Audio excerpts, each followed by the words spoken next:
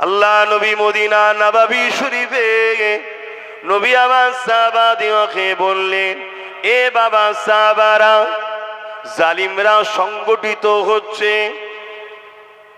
এ বাবা সাহাবারা, আমি রাসূলুল্লাহ আমার বিরুদ্ধে, ইসলামের বিরুদ্ধে তারা সংগঠিত হচ্ছে। বাবা, কার কি মাল আছে দাও বাবা, বিরাট বড় লড়াই হবে।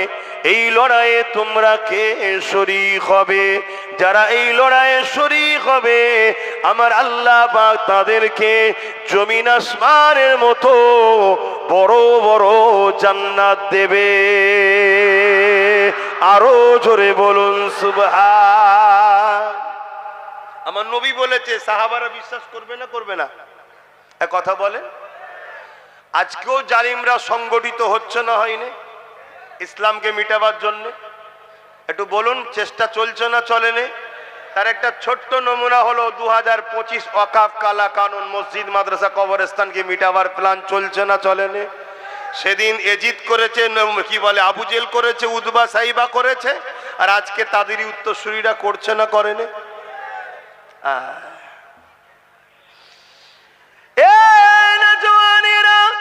সেদিন সাহাবা হুজুর দিগকে আল্লাহ নবী যেই বললেন, সাহাবা হুজুররা লাব্বাইকা বলে আমার নবী পাকে ডাকে সারা দিয়ে যার জামাল ছিল নিয়ে আসতে লেগেছে। কিন্তু আজ যখন সেই নবী পাকের খানদানের সন্তান হয়ে, নবী পাকের গোলাম হয়ে আজ আপনাদেরকে যখন বুঝাবো, এই মুসলমান ঘরের একদল অংশ বলবে, আব্বাস সিদ্দিকী ও রাজনীতি করছে। বলবে না? বলবে না? তরুণেরা, এই জন্যই তো আল্লাহ নবী বলে গেছেন, আমার বড় ভয় হয় আমার উম্মত উম্মতি দিগকে প্রকাশ্য দুশমনেরা মিটাতে পারবে না। আমি রাসূলুল্লাহর বড় ভয় হয় আমার উম্মত উম্মতিদের ক্ষতি মুনাফিক মুসলমানরা না করে দেয়। এই যুবকেরা, তরুণেরা, আর মুনাফিকদের হাতে ক্ষমতা চলে গেছে। মুসলমানদের নেতৃত্বের মাথাগুলোতে 100-র মধ্যে 70 ভাগ মুনাফিক বসে গেছে। এই মুনাফিকদের কোন জন্যে আজ আমরা চোখের সামনে দেখার পরও আজ আমাদের সংগঠিত হবার চিন্তা নাই, আজ আমাদের ঐক্যবদ্ধ হবার চিন্তা নাই। তরুণেরা, ইসলাম জুলুমকে হারাম করেছে। আমি কাউকে জুলুম করার জন্য হতে বলছি না, কিন্তু কেউ জুলুম করবে তাকে ডিফেন্স করতে হবে। এই ডিফেন্স করাটা ইসলাম ফরজ করেছে। আরো জোরে বলুন সুবহান। কি করেছে? ফরজ করেছে, ফরজ। আজ এতগুলো উলামাও বসে আছে, সামনে নিচে তো অনেকে বসে আছে, চিনি অনেক কথা জানি না, তারা হয়তো উলামা থাকতে পারে। আসো না, আমি যদি ভুল বলি ধরিয়ে দেন না, আপনাকে উস্তাদ বলে সম্মান করব। তরুণেরা, আল্লাহ নবী যখনই বললে বাবারা মাল দাও, যার যা আছে দিতে লেগেছে, আমি তাদের মধ্যে থেকে দুজনের নাম বলবো। একজন হলো পুরুষ মানুষ আর একজন হলো মহিলা মানুষ। পুরুষটা হলো হযরত আবু বকর সিদ্দিক রাদিয়াল্লাহু তাআলা, যিনি আমার 34-35 পোস্টের দাদু, যিনি আমার ভাই নওশাদেরও 35 পোস্টের দাদু। ইসলামের জন্য আমাদের কি অবদান রয়েছে এটা একটু জানানো দরকার আছে না নাই? আওয়াজ দেব না, আছে না নাই? কেন এখন কাগের গায়ে ময়ূরের পখনা লেগে ঢুকে পড়ছে। কথা বুঝছেন না, বোঝেন না? এজন্য একটু জানাতে চাইছি, এই ইসলামে অবদান কি আছে একটু জানা দরকার। কি গো আমার উলামা ভাইরা, একটু বলি, জানা দরকার আছে না? না, জুম্মাতেও দেখা যায় না, সে এখন যদি মুসলিমদের নেতৃত্ব দেয়, তাহলে এ জাতির কপালে বাজ পড়বে না পড়বে না? তাহলে বলুন, যার মসজিদে জুম্মাই পাওয়া যায় না, তার মসজিদ ভাঙাতেও কি আর বেঁচে থাকাতেও কি? গায়ে তো ইমামদের লাগবে, মৌলী সাহেবদের লাগবে, নামাজিদের লাগবে, কেন ওই জায়গায় আমরা যাই।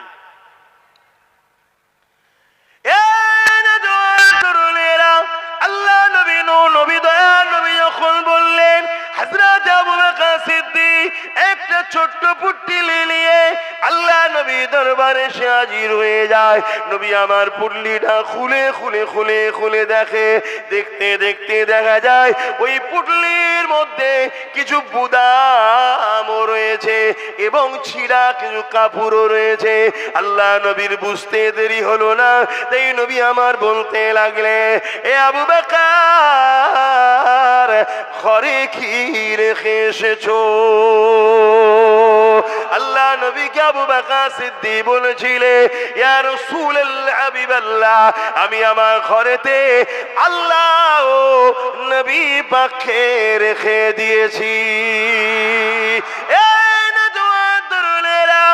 আজ আরো একটা কথা মনে পড়ে গেছে, আরে বাচ্চাটা মাকে না পেয়ে কাঁদতে লেগেছে। এই কিন্তু আমার মদিনার নববীতে আল্লাহ নবী যখন বলতে লেগেছে, কে আছো কি দেবে, এক মহিলা এসে আল্লাহ নবী দরবারে কোলের একটা বাচ্চাকে নিয়ে হাজির হয়েছে। ইয়া রাসূলুল্লাহ হাবিবাল্লাহ, হুজুর আপনার খেদমতে আমি এসেছি। কেন মাকে নিয়ে এসেছে? ইয়া রাসূলুল্লাহ হাবিবাল্লাহ, আমি বড় গরিব, আমার দিবার কিছু নাই, আমার এই কোলের বাচ্চাটাকে আপনাকে দিতে চাই।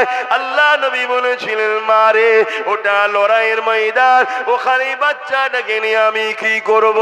ইয়া রাসূলুল্লাহ হাবিবাল্লাহ, এ যুবকেরা মন দিয়ে শোনো, আল্লাহ দিনের জন্য আল্লাহ যথেষ্ট, কিন্তু মনে রেখে দিও আল্লাহ তোমাকে আমাকে ছাড় দিয়েছে, ছেড়ে কিন্তু দেয়নি, হিসাব আল্লাহ পাক নেবে।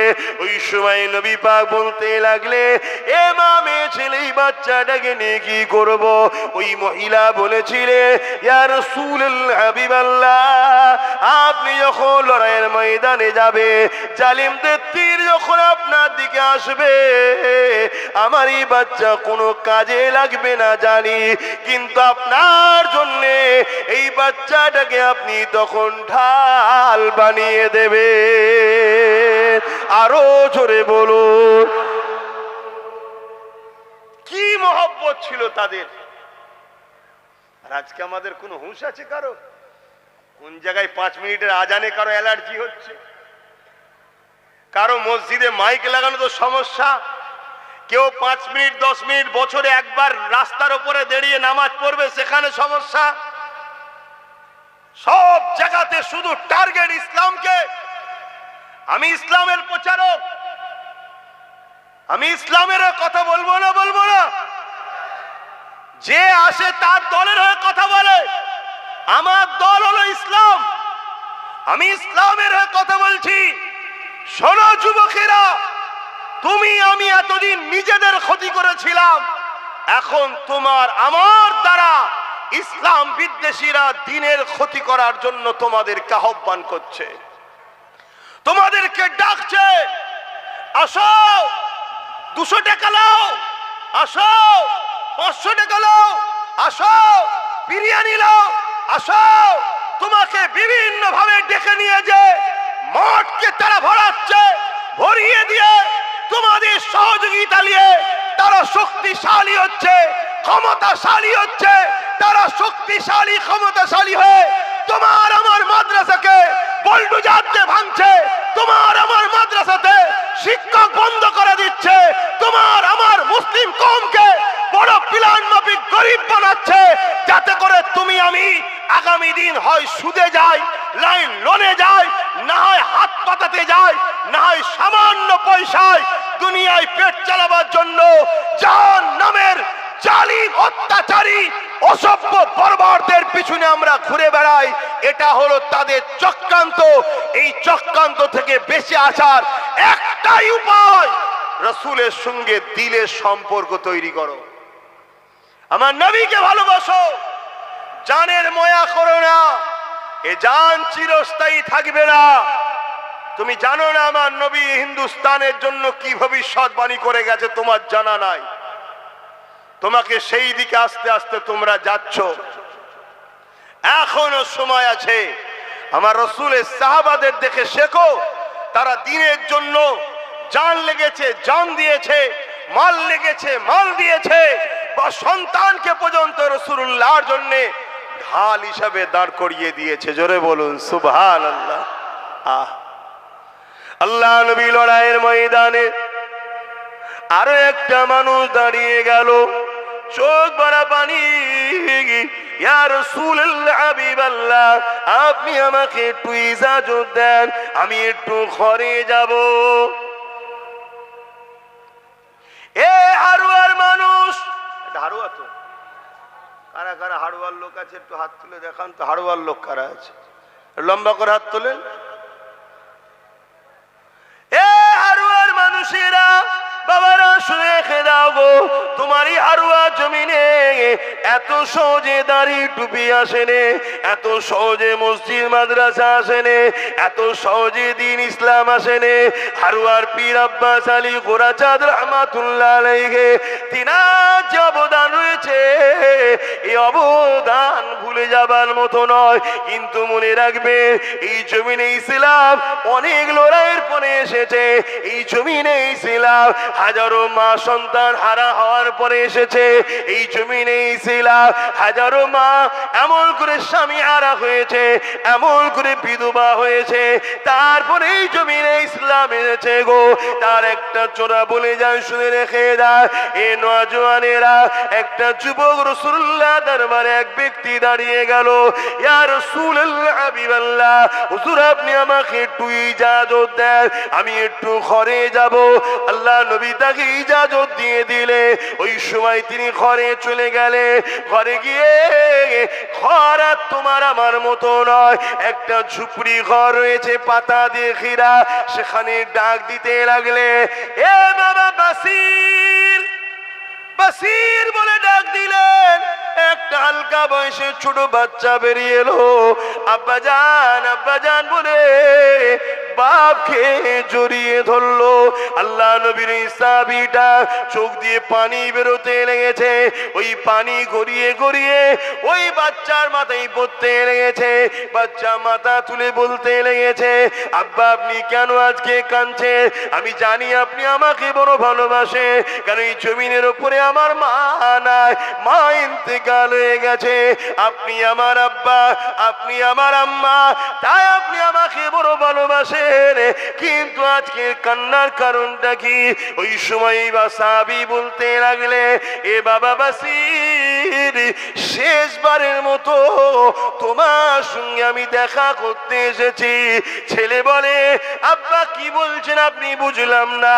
ওই সময় সাহাবী বলে, এ বাবা ছেলে রে, আল্লাহ নবীর দরবারে বসেছিলাম, নবী আমার জানিয়েছে বাবা ইসলামের জন্য মাল লাগবে, দাও বাবা।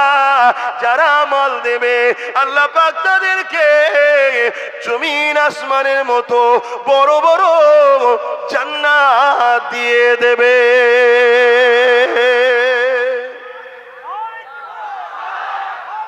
আল্লাহু আকবার। তো বাবা, আমি তো তোমার বাপ গরিব, আমার এই পরনার চাদর ছাড়া কিছু নেই, যদি এটা দিয়ে দিয়ে ইজ্জত চলে যাবে। তো বাবা, আমি নিয়ত করেছি আমি আমার জানটাকে আল্লাহ রসুলের খাতাতে, অর্থাৎ তখন যে চামড়া সিস্টেম লিখা হতো সাহাবারা, আমি আমার নামটাকেই লিখে দিতে চাইছি। জোরে বলুন সুবহানাল্লাহ। তা জিহাদের ময়দানে যাব বাবা, তো ওখান থেকে তো ফিরে নাও আসতে পারি। আমি তোমার বাপ, আমি তোমার মা। শুনছেন তো কত কষ্ট করে ইসলাম এসেছে। আজকে আজান বন্ধ হয়ে যাচ্ছে, মসজিদ ভেঙে দেওয়া হচ্ছে।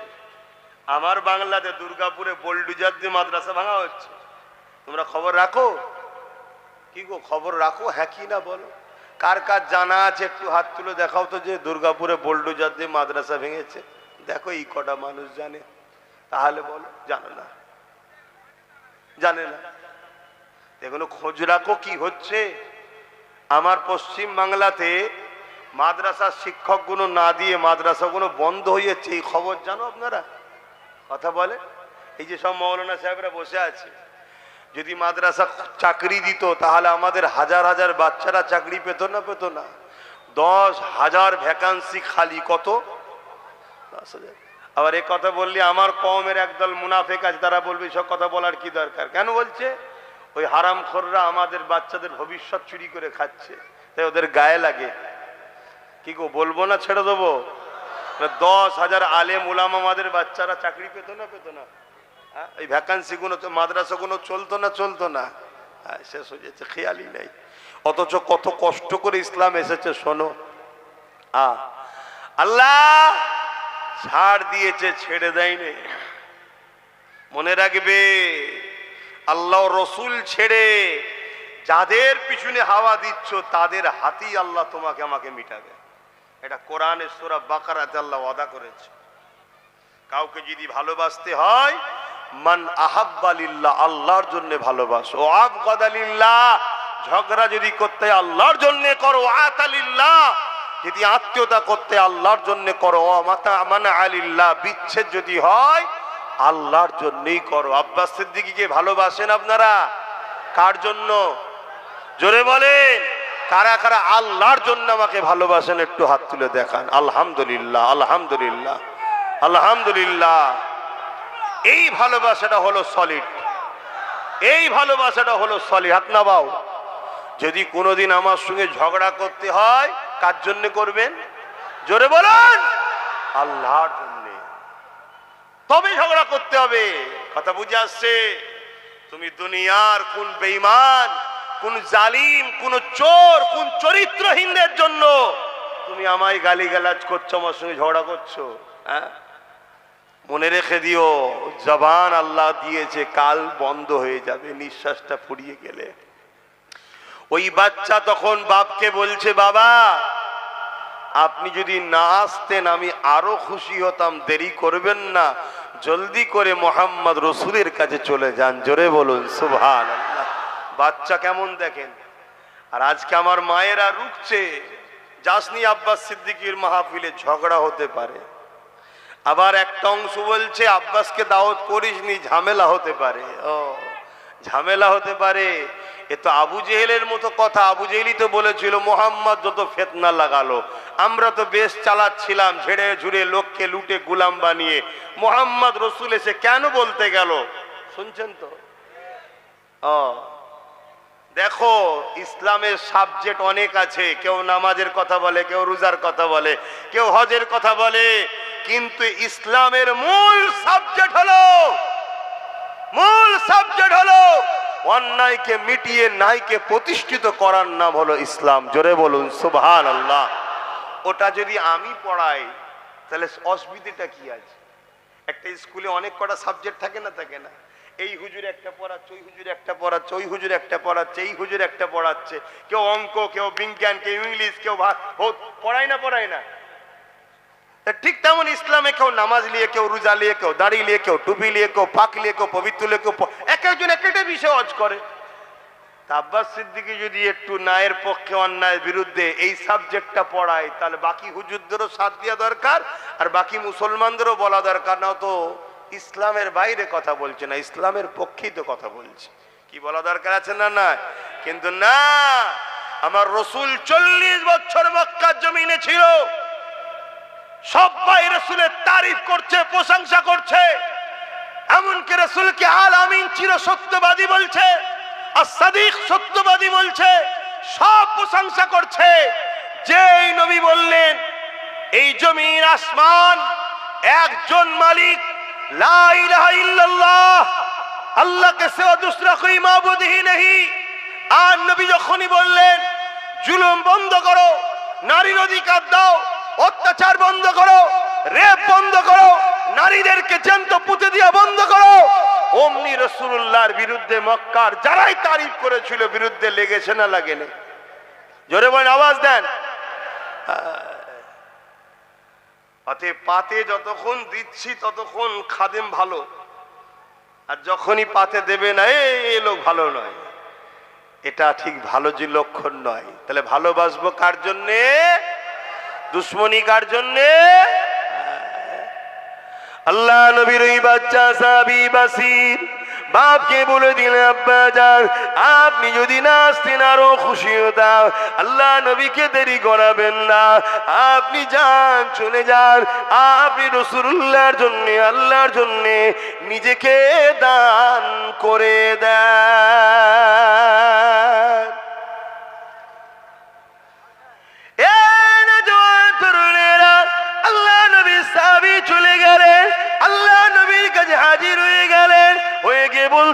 বললেন, ইয়া রাসূলুল্লাহ, হাবিবাল্লাহ, হুজুর আপনি আমার নামটা লিখে দেন, আমি নিজেকে আল্লাহর দ্বীনের জন্য দান করে দিলাম। আরো জোরে বলুন সুবহান। এখন সেই নবীর গোলাম হিসাবে, নবীর খানদান হিসাবে আজ যদি আপনাদেরকে বলি যে আগামী দিন বিশাল বড় লড়াই হবে, একদিকে লড়াই হবে ন্যায়ের পক্ষে থাকবে, একদিকে ইবলিসের পক্ষে, জালিমের পক্ষে, একদিকে অত্যাচারীদের পক্ষে, আর একদিকে মুহাম্মদ সাল্লাল্লাহু আলাইহি সাল্লামের রেখে যাওয়া ন্যায়, সত্য, ইনসাফ, ইনসানিয়তের পক্ষে। আজ যদি আপনাদেরকেও বলা হয় এই লড়াই মুহাম্মদ সাল্লাল্লাহু আলাইহি সাল্লামের পক্ষে, ন্যায়ের পক্ষে, দ্বীনের পক্ষে, মসজিদ মাদ্রাসা ওয়াকফকে বাঁচাবার পক্ষে, আপনারা কারা নাম দিতে পারবেন লিখা হবে আজকের এই মজলিসে। আপনারা কেউ নিজেদের জানকে ইসলামের জন্য লিখে দিতে পারবেন? হাত তুলেছেন সত্য, হাত তুলেছেন, হাত সত্য, হাত সত্য, আওয়াজ দিয়ে বলুন হাত সত্য। নারী দিবে, নারী দিবে। যদি হাত সত্য হয় আপনার, তাহলে আজ থেকে অঙ্গীকার করুন যতদিন বাঁচবো রসুলের দ্বীনের পাহারাদার হয়ে বাঁচবো, যতদিন বাঁচবো রসুলের দ্বীনের খাদেম হয়ে বাঁচবো, দুনিয়াদারি করব, সংসার করব, কারবার করব, ব্যবসা করব, সর্বধর্মের মানুষ আমরা মানুষ মিলে মিশে থাকবো। কিন্তু যখনই কেউ আমার রসুলের দ্বীনের উপর আঘাত দেবে, মসজিদ মাদ্রাসার উপর আঘাত দেবে, তার কাছে যদি হাজারো বুলেটের গুলি থাকে আমরা সিনা পেতে দিতে রাজি আছি। আমার খোদার ঘরকে বেইজ্জতি মিটতে দেব না, এই সংকল্প, এই অঙ্গীকার আমরা নিতে পারবো। হাত তুলে বলুন পারবো। আজ দুই দিক দিয়ে আমাদেরকে শেষ করা হচ্ছে, এক প্রকাশ্য জালিম আর একজন বন্ধু সেজে মুনাফেক জালিম। শুনছেন তো নাকি? প্রকাশ্য জালিম আমাদের প্রকাশ্য দুশ্মনী করছে, যখন প্রকাশ্য দুশ্মনী করছে ওই সময় জালিমেরই দলের মানুষ আমাদের কাছে বন্ধু সেজে চলে আসছে। আসো আমি তো তোমাদের আছি, আমি তো তোমাদের দেখব। একবারও ভাবছি না যে দেখার নামে এ আমাকে খাঁচার মধ্যে ঢুকিয়ে বন্দি করছে না তো। একটা উদাহরণ প্রায় দিই, আজকে একটু বলবো, অসুবিধা হচ্ছে?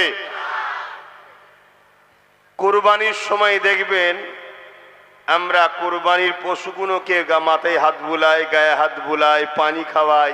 কি খাওয়ান না? খাওয়ান না? কখন কখন?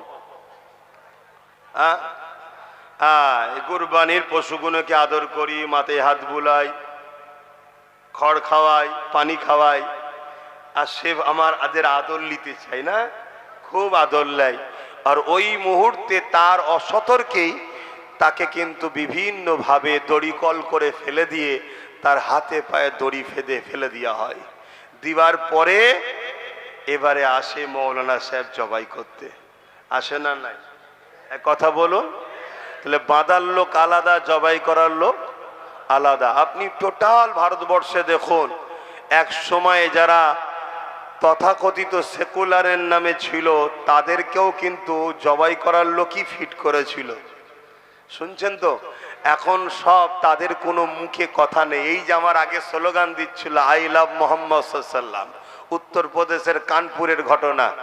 ওই উত্তরপ্রদেশে কত সেকুলার ভালোবাসার লোক ছিল না? কি গো, ছিল না? ছিল না? আজকে যখন ওই উত্তরপ্রদেশে আমার নবীর নাম খেলে অপমান করা হলো, একটা কোনো সেকুলার ভালোবাসার লোকের মুখে শুনেছো যে এটা তার অধিকার আছে, দেশ তাকে রাইট দিয়েছে, অতএব এটা যারা করছে এটা অন্যায় করছো? কেউ বলেছে? কেউ বলেনি। কথা বুঝে আসছে?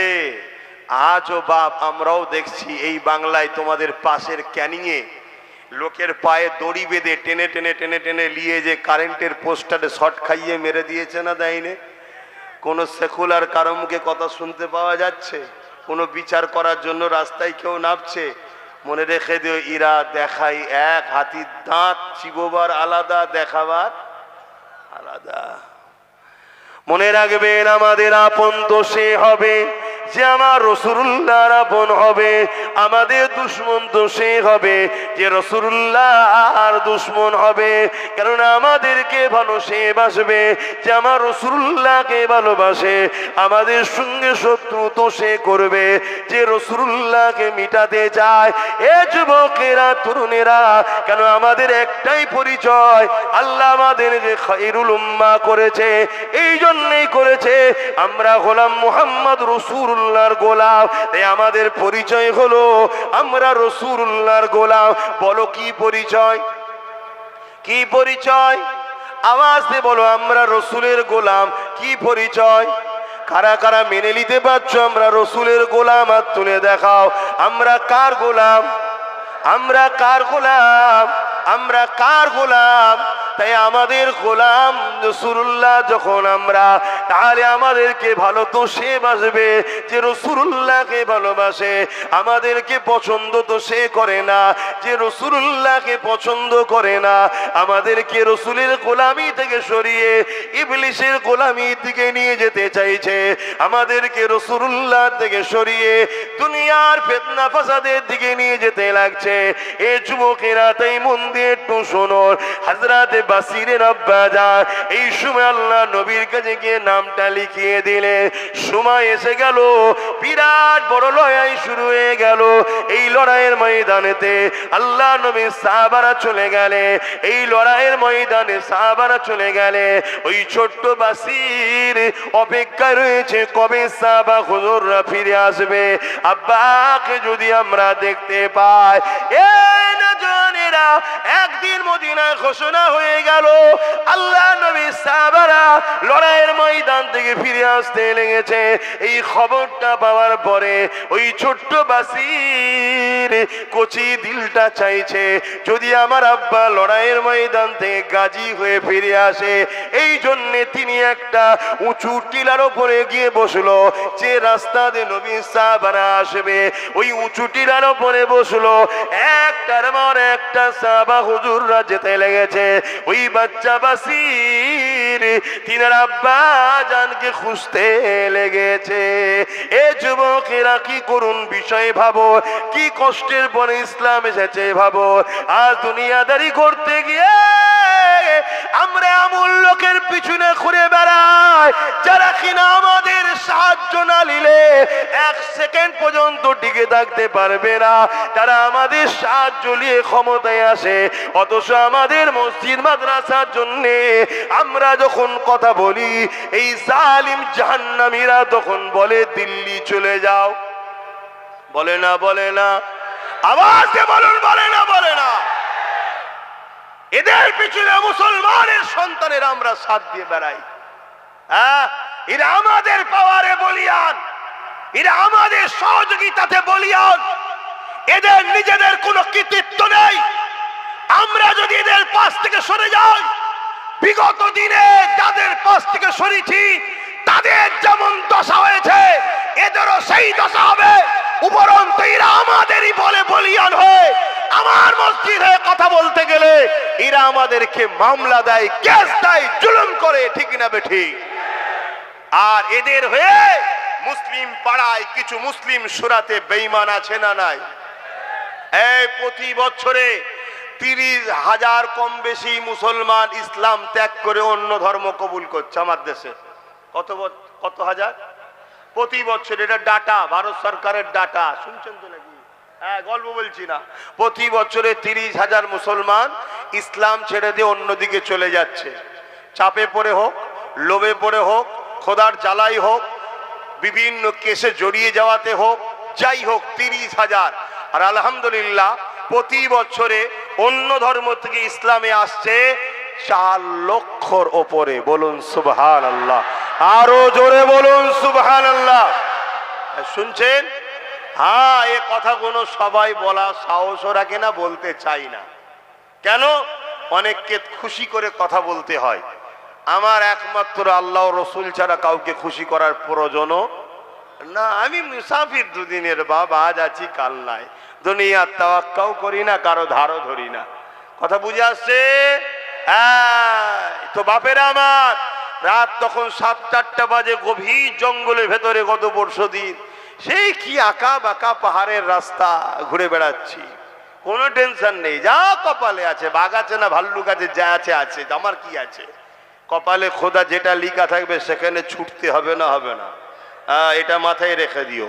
তো সেই জায়গাতে আমি যেটা বলতে চাইছি, তাহলে বলুন আমরা কি নিজেদের হাতে নিজেদের দিনকে মিটাতে চাই?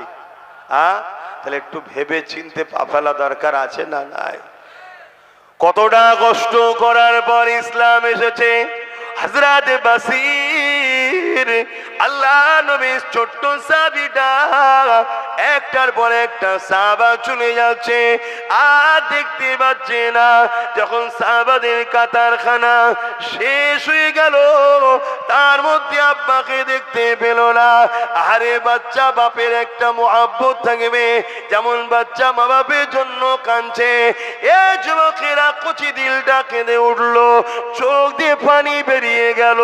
ওই বাসির মনকে আবার সান্ত্বনা দিতে লাগলো, হয়তো আমার দেখতে ভুল হয়েছে, যাই মদিনা নববী শরীফে সমস্ত সাহাবারা গিয়ে বসবে, ওই জায়গায় গিয়ে একটু হাজির হয়ে যায়, ওই জায়গাতে গিয়ে হয়তো আল্লাহ নবীর সাহাবাদের মধ্যে আমার আব্বাকে দেখতে পাবো। এই বলে বাসিটি ছুটতে লাগলে, এ যুবকেরা রাস্তাতে একটা বাধা এসে যায়, মাথা তুলে দেখে এই বাধা অন্য কেউ নয়, দোনো জাহানের সুলতান নবীদের নবী দাঁড়িয়ে আছে। এ না জওয়ানেরা, ওই বাসির আল্লাহ নবীকে জিজ্ঞাসা করতে লাগে, ইয়া রাসূলুল্লাহ হাবিবাল্লাহ, আমার আব্বা ইসলামের জন্য, আল্লাহর জন্য, আপনার জন্য, হকের জন্য, ন্যায়ের জন্য, মানবতার জন্য, ইনসাফের জন্য, ইয়া রাসূলুল্লাহ হাবিবাল্লাহ, আমার আব্বা লড়াইয়ের ময়দানে গিয়েছিল, সাহাবাদের কাতার দেখছিলাম, ওই কাতারের মধ্যে আমার আব্বা জানকে দেখতে পেলাম না। ইয়া রাসূলুল্লাহ হাবিবাল্লাহ, আপনি কি বলতে পারে আমার আব্বা জান কোথায় রয়েছে?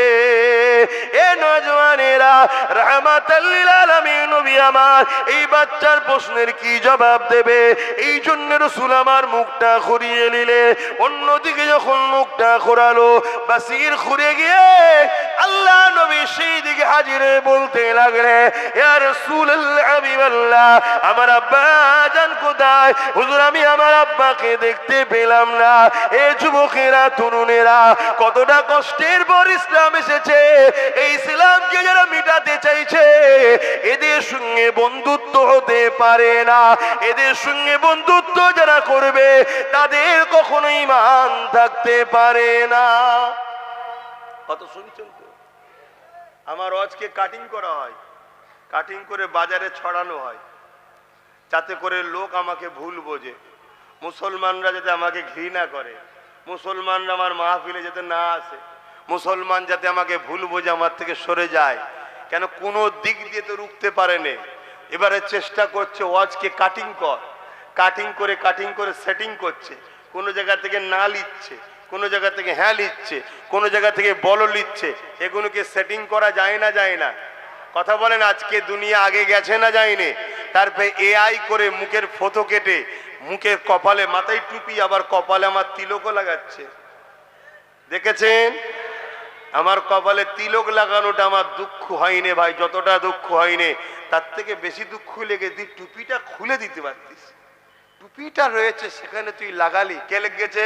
মুসলমানের ছেলে, তার পরিচয়ও জানি আমি, ক্ষমাও চেয়েছে। কথা বুঝে আসছে না? নাই, কিন্তু করছে না, করেনি। এরকম কত চক্রান্ত চলছে। মনে রাখবেন, উলামা ভাইরা রয়েছে, যদি কেউ কোনো উলামাকে সন্দেহ করে, আল ইহনত করে, সে কুফরি করলো। আল উলামা ইহনতুল কুফরুন, সে কুফরি করলো। তাহলে আজ যদি কেউ এভাবে সন্দেহ করে আর করে, কুফরি হবে না? হবে না? তাহলে কত মুসলমানকে খারাপ দিকে নিয়ে যাচ্ছে, বুঝতে পারছে?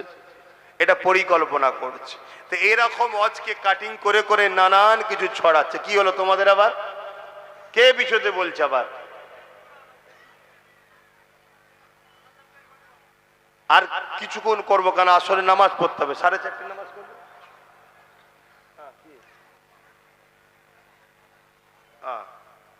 হ্যাঁ, লোক রেডি করেন, ঘুরিয়ে দেবেন। হ্যাঁ, শুনছেন তো, বলবো না থাকবে?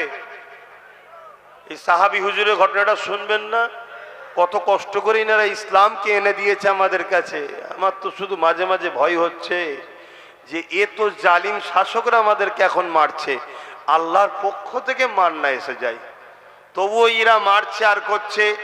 কিছুক্ষণ যদি কেউ বলে ভাই আমি তোর দলে, চল মার ছেড়ে দেবে, কিন্তু আল্লাহর পক্ষ থেকে যদি মার এসে যায় রেহাই হবে কি করে? ভয় লাগছে। কথা বুঝে আসছে? বাপেরা মন দিয়ে শোনেন, আল্লাহ নবী সাহাবী যখন বাচ্চা বাসির বলতে লাগলেন, ইয়া রাসূলুল্লাহ হাবিবাল্লাহ, আমার আব্বা কোথায় আপনি বলুন।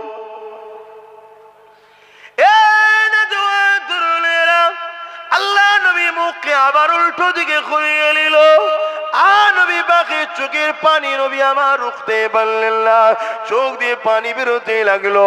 এই বাচ্চা দেখার পরে বুঝতে পেরে গেলে, ইয়া রাসূলুল্লাহ হাবিবাল্লাহ, আমার আর বুঝতে দেরি নাই, আমার আব্বা আল্লাহর রাস্তায় শহীদ হয়ে গেছে। ইন্না লিল্লাহি ওয়া ইন্না ইলাইহি রাজিউন। এই বাচ্চা জমিনে হাঁটু গেড়ে বসে গিয়ে আর আসমানের দিকে মুখ তুলে বলতে লেগেছে, ও রাব্বি আল্লাহ, মা ছিল না বাপ ছিল আমার, কিন্তু বাপ মা চলে গেল, ইয়া রাসূলুল্লাহ ইয়া রাব্বি আল্লাহ, আজ বাপ আর মা হারা হয়ে গেলা। এইভাবে আমার রাসূলুল্লাহ দরবারে ওই বাচ্চাটা কাঁদতে লেগেছে। এই যুবকেরা তরুণেরা, আল্লাহ নবী আগিয়ে গিয়ে ওই বাসিরকে দুটো হাতটা ধরে নবী আমার তুলে নিয়ে বলে, বাবা ছেলে, আজ থেকে যদি খাতুনে জান্নাত ফাতেমা তোমার বোন হয়, আর আয়েশা যদি তোমার আম্মা হয়, আমি রাসূলুল্লাহ যদি তোমার আব্বা হই, এ বাবা বাসির তুমি কি খুশি হবে না? বাচ্চা চোখের পানি মুছে নিয়ে বলে, ইয়া রাসূলুল্লাহ হাবিবাল্লাহ, খাতুনে জান্নাতকে বোন হিসাবে পাওয়া, আম্মা আয়েশাকে মা হিসাবে পাওয়া, দোনোজানে সুলতানকে বাপ হিসাবে পাওয়া, এর জন্য যদি নিজের জানটাও কুরবান করতে হয়, ইয়া রাসূলুল্লাহ হাবিবাল্লাহ, আমি বাচ্চা বাসির ও কবুল রাজি আছি। আরো জোরে বলুন সুবহান। এত সহজ আল্লাহ পাওয়া, এত সহজ ইসলাম পাওয়া, দিন পাওয়া এত সহজ নয়, কিন্তু আমরা সহজে পেয়েছি বলে গুরুত্বও নাই, আমাদের কোনো খেয়ালই নাই। আজকে এতগুলো মুসলিম নেতা রয়েছে, মুসলিম সব পদে ক্ষমতাশালী আছে, কোনদিন কারো মুখে শুনেছেন আন্দোলন করতে গিয়ে এই যে মসজিদ মাদ্রাসা কবরস্থানকে ভেঙে দেওয়া হচ্ছে, এর জন্য কেস করা, লড়াই করার কোনো খবর শুনেছেন আপনারা? শোনেন। সেই নবী বংশের বাচ্চা একজনই আল্লাহ ক্ষমতা দিয়েছে, সে কিন্তু কেস করেছে। আর আজ 8 বছর ধরে আমি চিল্লাচ্ছি ওয়াকফের জন্য, 8 বছর। আইন তো হয়েছে 2025-এ, তার আগে থেকে আমি চিল্লাচ্ছি যে ওয়াকফ কিন্তু ফসকে যাচ্ছে। আমার অডিও ভিডিও দেখবেন, অনেক রয়েছে। আগামী 8 বছর ধরে বলছি ওয়াকফ চলে যাচ্ছে, মসজিদ চলে যাচ্ছে, কবরস্থান চলে যাচ্ছে, ঈদগাহ চলে যাচ্ছে। আপনারা আপনাদের গ্রামের মসজিদের কাগজগুলো চেক করেন, সব কাগজ লাল কালি হয়ে গেছে। শুনছেন না? শোনেন? সব ভেতরে ভেতরে রসুনের মাথাগুলো আলাদা, পিছনটা দেখবেন সব এক জায়গায়। মাছরাঙিয়া 5 সব পাখি মাছ খায়, মাছরাঙার দোষ হয়। সব পাখি মাছ খায়, মাছরাঙার দোষ হয়। দোষ শুধু একজনের নয়, সবাই ভেতরে ভেতরে খাচ্ছে, আর একজন প্রকাশ্য খাচ্ছে। কেন? সবাই যদি প্রকাশ্য খাওয়া শুরু হয়, তাহলে তো ডাইরেক্ট সামনাসামনি মোকাবেলা হয়ে যাবে এক্ষুনি। আর সামনাসামনি হয়ে গেলে এরা জানে বদরের ইতিহাস, এরা জানে মঈনুদ্দিন আজমিরের ইতিহাস, এরা জানে সুলতান আজগার আলী ভাঙরে শুয়ে আছে উনার ইতিহাস, এরা জানে পীর আব্বাস আলী গোরাচাঁদ হুজুরের ইতিহাস, যে বেড়া চাপায় লোহার ব্যারিকেডের ওপরে ফুল ফুটাতে পারে, এরাই হলো মুসলমান। জোরে বলুন সুবহানাল্লাহ, আরো জোরে বলুন সুবহানাল্লাহ। আর আল্লাহ নবী বলেছে আখরি জামানায় ওই ছেলেটা হলো আল্লাহর ওলি। কে? যে সমাজে প্রকাশ্য জেনা হবে, প্রকাশ্য জেনা, বুঝতে পারছেন তো নাকি? প্রকাশ্য কুকুরে কেমন ঘুরে বেড়ায় দেখেছেন তো নাকি? প্রকাশ্য মানুষ ওরকম করবে। আর বেশি খুলে বলতে পারছি না, কেউ কিচ্ছু বলবে না, উপরন্তু সবাই দাঁড়িয়ে ভিড় করে দেখবে। শুনছেন আমার কথা? আমি গল্প বলছি না, গল্প বলছি না। আল্লাহ নবী সব বলে গেছে, লোক প্রতিবাদ করবে না, রুখবে না। ওই সময়ে কেউ যদি দাঁড়িয়ে এইটুকু কথা বলতে পারে, একটু সাইডে সরে যা, না নিষেধ করেনি, শুধু বলেছে সাইডে সরে যা, ওই সময়ের হবে সে আল্লাহর ওলি। বলুন সুবহানাল্লাহ। তাহলে এই সময়ে মৌলানা গুলোকে পছন্দ হচ্ছে না আপনাদের? কি গো, হ্যাঁ? এখন দাদা হুজুর খুঁজতে গেলে হয়? এখন কোন সময়? এখন 5 হুজুর খুঁজতে গেলে হয়? এখন যেমন পরিস্থিতি, সেই জায়গাতে যদি একটু ভালো রাস্তাতে পান, কমসে কম ইসলামের বিরুদ্ধে যদি না পান, তার পিছনে সেই উলামাদের পিছনে আপনাদের দাঁড়ানো দরকার আছে না নাই? কথা বলেন, দাঁড়ানো দরকার আছে না নাই? আল্লাহ নবী বলেন আখরি জামানায় হাতের তালুতে আগুন রাখার থেকেও ঈমান বাঁচানো কষ্ট। হাতের তালুতে কেউ আগুন রাখতে পারবেন? ওর থেকেও কষ্ট হলো ঈমান বাঁচানো। তাহলে ঈমান রাখবেন কি করে? আল্লাহ নবী বললেন আখরি জামানায় মসজিদ ভর্তি নামাজি থাকবে, একটা ঈমানদার থাকবে না। আল্লাহ নবী বললেন আখরি জামানায় আসমানের নিচে জমিনের উপরে সব থেকে নিকৃষ্ট হবে একদল উলামা। খেয়াল করে দেখুন, এই সমাজে মুসলিম উম্মাকে প্রসাদ খাইয়ে শাসক কাফের বানাচ্ছে, ওর বিরুদ্ধে কোনো উলামার কথা নাই। আর আমি যখন বলেছি যারা আমাদেরকে কাফের বানাতে চায়, এই বেঈমানদের ভোট দিয়াটা হারাম, তখন আমার বিরুদ্ধে উলামারা ফতোয়া দিচ্ছে না, দেয় না? এইগুলো হলো সেই কাফের মার্কা বক্তা। এই শুনছেন না, শোনেন না? এরা অত বড় একটা জটিল কাজ, অত বড় একটা অন্যায় কাজ জানেন তো নাকি? জানেন না? পশ্চিম বাংলা সরকারই করেছে, জানেন না? জানেন না? এ কথা কষ্ট হচ্ছে। আমাদের ভোটে ক্ষমতায় আছে মমতা, আমাদের ভোটে ও সরকার আমাদের শিক্ষা স্বাস্থ্য কর্মসংস্থান নিয়ে ভাববে, ঠিক তো নাকি? ও কি করছে? রাজকোষের টাকায় মন্দির করেছে। চলো, তারপর আমরা তর্কে যাচ্ছি না। রেশনের মাধ্যম দিয়ে প্রসাদ খাওয়াচ্ছে। এই প্রসাদ খাওয়া ঈমান থাকবে? এটা আওয়াজ দিয়ে বলুন, থাকবে? যদি ঈমান থাকে ফতোয়া দে। কেউ এই বিষয়ে কথা বলে রে। যখন আব্বাস সিদ্দিকী হাজার হাজার মাহফিলে দাঁড়িয়ে এই বিষয়ে প্রতিবাদ করেছি যে কেন্দ্র সরকার আমাদের প্রকাশ্য দুশমন, আমরা তাকে চিনি, আমরা মুসলমান তাকে ঘৃণা করি, আমরা মুসলমান তাকে অপছন্দ করি, তার কর্মকাণ্ডকে আমরা মুসলমান নিন্দা জানাই। কেন সে ক্ষমতার জোরে ওয়াকফ কালো কানুন তৈরি করে আমাদের মসজিদ মাদ্রাসাকে মিটাতে চাইছে, কিন্তু রাজ্য সরকার ঈদগাতে চলে যাচ্ছে, মসজিদে চলে যাচ্ছে, ফুরফুরাই জিয়ারতে চলে যাচ্ছে, হারুয়াই জিয়ারতে চলে যাচ্ছে, মাজারে ঢুকে যাচ্ছে। আমরা ভাবছি আমাদের আপন, কিন্তু আমাদেরকে প্রসাদ খাইয়ে আমার ইসলাম যেটাকে হারাম করেছে কাফের বানাতে চাইছে। এই বেঈমান সরকারের থেকে আমাদেরকে সজাগ হওয়া দরকার আছে না নাই? হাত তুলে বলুন আছে না নাই? হাত লম্বা করে তুলে বলুন আছে না নাই? জোরে বলুন আছে না নাই? হাতটা তুলে রাখবেন, হাতটা তুলে রাখবেন। আমাদের মধ্যেও কেউ মুনাফিক আছে নাকি? একটু ঘুরে দেখেলেন, দেখেলেন কেউ হাত তুলতে বাকি আছে কি? দেখেলেন? মুসলমান দাবি করবে আর নবীর উম্মত দাবি করবে, হাত নামাও। এত বড় চক্রান্ত চলছে, এটা কি চক্রান্ত না? কথা বলুন, চক্রান্ত নয়? এরপরও আমি বলছি সবার সাবজেক্ট সব নয়, সবার সমস্ত উলামাকে যে সাবজেক্টে বলতে হবে তাও নয়। কমসে কম বিরোধী করা তো উচিত নয়, ঠিক না বেটি? যে আমি নামাজলে বলি, ও রোজালে বলি, ও হজলে বলে, কিন্তু আব্বাস সিদ্দিকী যেটা বলছে ঠিকই বলছে। উলামাদের বিরোধী করা কি উচিত? কথা বলুন, উচিত কি? কিন্তু আজ আমার বিরুদ্ধে লেগে গেছে। কেন রে? না, শাসক ভাড়া দিয়ে রেখেছে, খাওয়াচ্ছে।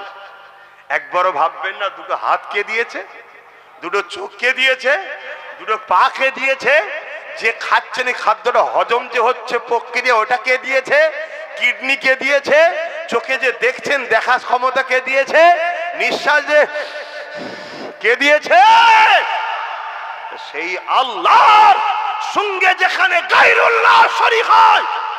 ঠিক আছে, এটা অমুসলিমদের ভাইদের ব্যাপার, আমি তার ধর্মের বিষয়ে যাচ্ছি না। যেমন আমাদের কাছে গরুর গোশত পছন্দ হালাল, অনেক অন্য ধর্মের ভাইদের কাছে অপছন্দ।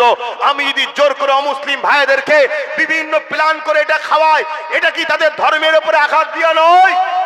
তাহলে আমার ধর্মে যেখানে এই গায়রুল্লাহর সঙ্গে শরীক করা খাবার খাওয়া হারাম, শিরকি কাজের সঙ্গে সেখানে খাওয়া হারাম, তুমি রেশনের মাধ্যম দিয়ে খাওয়ালে কেন? এর জবাব ওকে দিতে হবে না হবে না? আওয়াজ বলুন, জবাবের দরকার আছে না নাই? আজকে যখন এই কথাগুলো জলসাই বসে বলি, বলছে উনি তো জলসা করে না, রাজনীতি করতে আসছে। তা উনি রাজনীতি না করে ধর্মকে শেষ করছে কেন? এ কথা বুঝছেন না, বোঝেন না?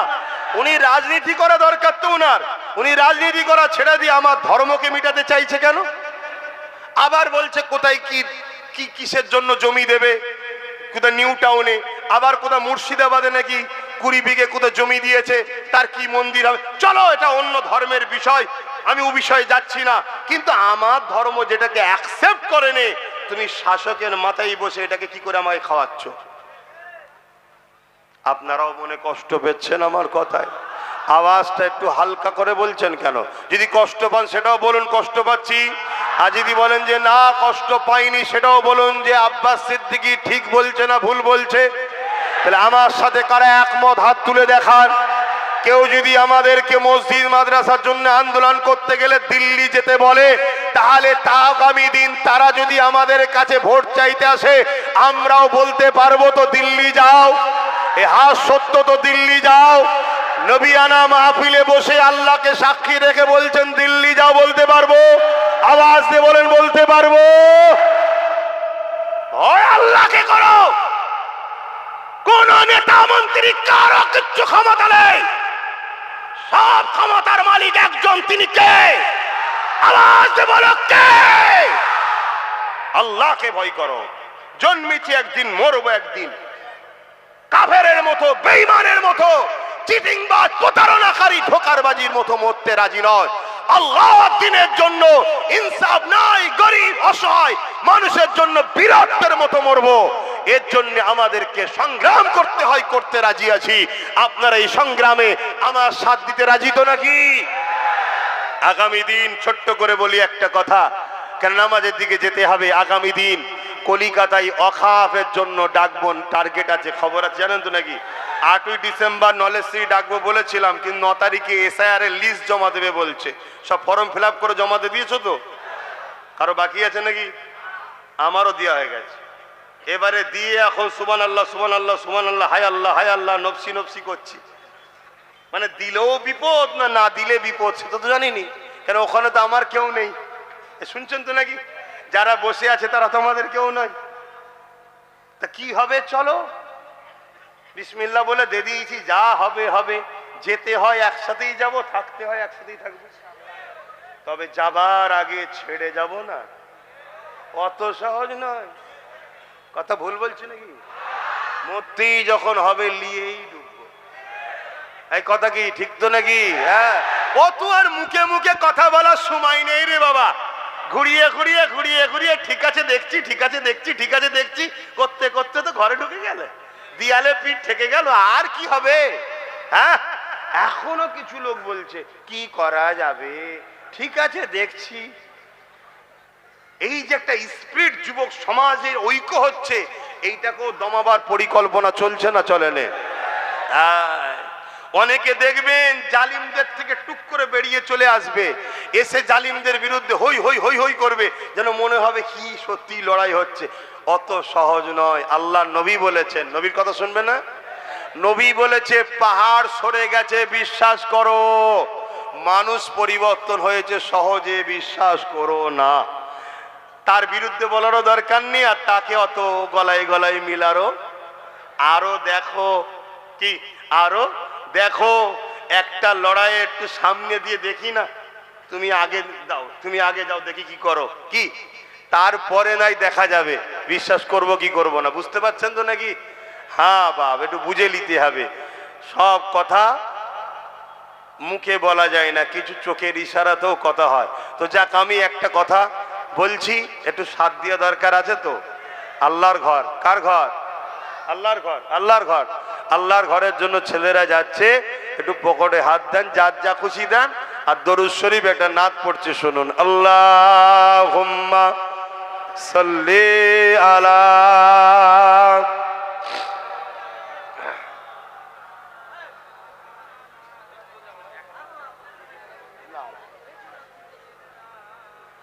এই ভাই, অসুবিধা হচ্ছে আপনাদের? এই ছেলেরা গেছে, দেবেন না? হ্যাঁ, এই যুবকরা, তোমাদের অসুবিধা হচ্ছে? আর একটু বসবে তো নাকি? একটু দাও, পকেটে হাত দাও, একটু খুশি করে দাও। সবাই যদি একটু একটু করে দাও, একটা পাহাড় হয়ে যাবে, হবে না? হবে না? হ্যাঁ, এটা বোঝো, কারো গায়ে লাগবে না, আল্লাহর ঘরের জন্য দাও। রাতে ভি মদিনে কি बातें भी मदीने की, रातें भी मदीने की, बातें भी मदीने की। ছেলে বেশি করে দেন, এদিকে গলায় গামছা দিয়ে বসে, বেল দিয়ে বসে আছে। কমিটি তো ওইটা কি কমিটি? তোর কি হাত কাটা? যাও, কমিটি ছেলেরা যাবে তো। रातें भी मदीने की, बातें भी मदीने की, जीने में ये जीना है, क्या बात है जीने की। अरसा हुआ तैबा की, जिस गलियों से गुजरे, अरसा हुआ तैबा की, जिस गलियों से गुजरे, इस वक्त भी गलियों से खुशबू है पसीने की। আরো জোরে বলুন সুবহানাল্লাহ। ভাই, আপনারা দিচ্ছেন তো? নাই যার আলাদা কথা, থাকতে ঘুরিয়ে দেবেন না, থাকতে ঘুরিয়ে দেবেন না, দেন, সবাই দেন। কথা বুঝে আসছে? মিস করবেন না, কেন আল্লাহর ঘরের জন্য। আমি যে কথা বলছিলাম, কবে আমার রসুল পাক মক্কা মদিনার যেসব জায়গায় ঘুরেছে, এখনো সেসব জায়গা থেকে পাসিনার খুশবু বাহির হচ্ছে। জোরে বলুন সুবহানাল্লাহ, আরো জোরে বলুন সুবহানাল্লাহ। আল্লাহ নবী বলছেন, তোমরা কোরাইশ বংশের বাচ্চার নেতৃত্ব মানবে। কার নেতৃত্ব? কোরাইশ বংশের। এই উলামারা রয়েছে হাদিস, এটা কিয়ামতে যদি শেষ দিন দুটো কোরাইশ থাকে, একজন নেতৃত্ব দেবে। কথা বুঝে আসছে? রাতে ভি মদিনে কি, बातें भी मदीने की, जीने में ये जीना है, क्या बात है जीने की। तारीफ के लायक जब अल्फाज नहीं मिलते, तारीफ के लायक जब अल्फाज नहीं मिलते, तारीफ करे कोई किस तरह मदीने की, रातें भी मदीने की, बातें भी मदीने की। अल्लाहुम्मा सल्ली अला।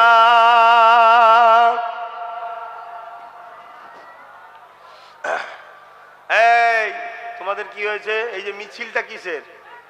হ্যাঁ, ওরে বাবা, সর্বনাশ জিনিস দেখাচ্ছে। মানে মাদ্রাসায় পড়েছে মনে হচ্ছে। একসাথে চারজনকেই লেগেছে। হ্যাঁ, এগুলো খারাপ জিনিস, কিন্তু এগুলো মনে কষ্ট দেয়, এগুলো মনে কষ্ট দেয়। এই যে একটা কালেকশন মসজিদের জন্য বলবো, আর আপনি তখন উঠে যাবেন, এই যে চারজনে একসাথে মিছিল করে, এই মুরব্বী আব্বা আপনার কি হয়েছে,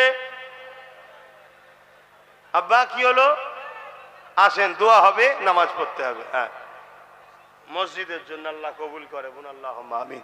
ভাই সময় কম দিলাম, কিছু করার নেই। আপনাদের এই মসজিদে কথা বুঝে আসছে, আল্লাহ চাই আমি এলানিয়া,